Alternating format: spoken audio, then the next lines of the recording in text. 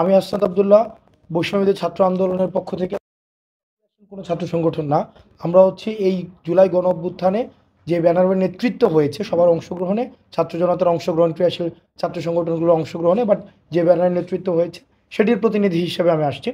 তো আজকে আলোচনার মধ্যে আমি এই বিষয়টি বলেছি যে আমরা যে আমাদের জায়গায় বলেছি যে ক্যাম্পাসে যেই ছাত্রলীগীয় যে ছাত্র রাজনীতি, যে ভয়ের যে ছাত্র রাজনীতি, যেখানে সিট দখল, যেখানে হচ্ছে চাঁদাবাজি, টেন্ডারবাজি, ক্যান্টিনে ফাও খাওয়া, এবং যেটি ছাত্র আবরারের মতো শিক্ষার্থীকে সেখানে পিটিয়ে পিটিয়ে নির্যাতন করে মেরে ফেলা, এই ধরনের ছাত্র রাজনীতি, লেজুর ভিত্তিক ছাত্র রাজনীতি, যেই ছাত্র রাজনীতি মাদার টিমের পারপাস সার্ভ করে, যেই ছাত্র রাজনীতি শিক্ষার্থীদের প্রতিনিধি হয়ে কথা বলে না, তারা তাকিয়ে থাকে যে মাদার পার্টিকে নির্দেশনা দিবে এবং সেই নির্দেশনা ক্যাম্পাসে বাস্তবায়ন করে।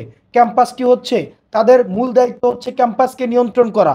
ঢাকা বিশ্ববিদ্যালয় সহ বাংলাদেশের পাবলিক শিক্ষা প্রতিষ্ঠানগুলোকে নিয়ন্ত্রণ করে সরকারি দলের সেখানে ত্রাসের রাজত্ব কায়েম করার ম্যান্ডেট নিয়ে যারা যেই ধরনের ছাত্র রাজনৈতিক বর্তমানে যে আলোচনা হয়েছে, তাহলে সেখানে কোন ধরনের রাজনীতি থাকবে? বিভিন্ন সময় বলা হয় যে বৈষম্য বিরোধী ছাত্র আন্দোলন যে ছাত্র এটা বিরাজনীতিকরণের দিকে যাচ্ছে, বিষয়টি এমন না। বরং আমাদের যে অতীতের যে ছাত্র রাজনীতিটি রয়েছে, যেটি ছাত্রলীগ এবং বিভিন্ন সময় সরকারি দলীয় বিভিন্ন ছাত্র সংগঠন ইন্ট্রোডিউস করেছে, আমরা সেই ছাত্র রাজনীতির বিপক্ষে। বরং শিক্ষার্থীদের প্রতিনিধিত্বমূলক, যেখানে শিক্ষার্থীদের প্রতিনিধি করবে ছাত্র সংসদের মধ্য দিয়ে, আমরা সেই ধরনের ছাত্র রাজনীতি চাই।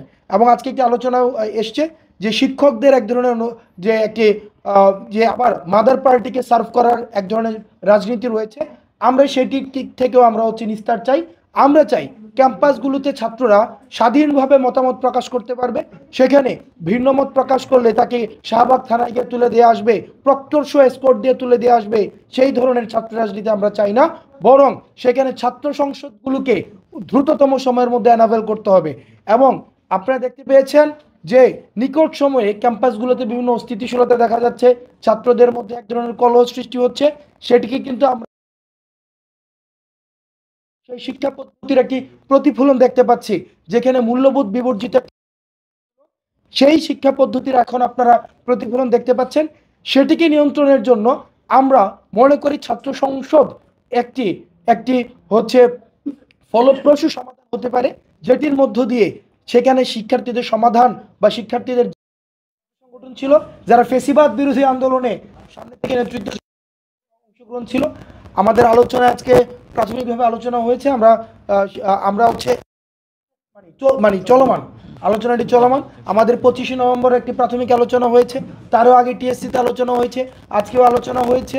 আমাদের মঙ্গলবারে বৈষম্যবিরোধী ছাত্র আন্দোলন আমরা জানিয়েছি যে মঙ্গলবারে আবার সব ধরনের ক্রিয়াশীল ছাত্র সংগঠনগুলো নিয়ে বসবো এবং ভবিষ্যতের যে ছাত্র রাজনীতি যে রূপরেখাটি সেটি কেমন হতে পারে, সেটি কিভাবে শিক্ষার্থী বান্ধব হবে, সেটি কিভাবে আর ছাত্রলীগীয় যেই ভয়ের যে রাজনীতি সেই রাজনীতি আর থাকবে না, কিভাবে ছাত্র প্রতিনিধিত্বমূলক হতে পারে, সেগুলো আলোচনা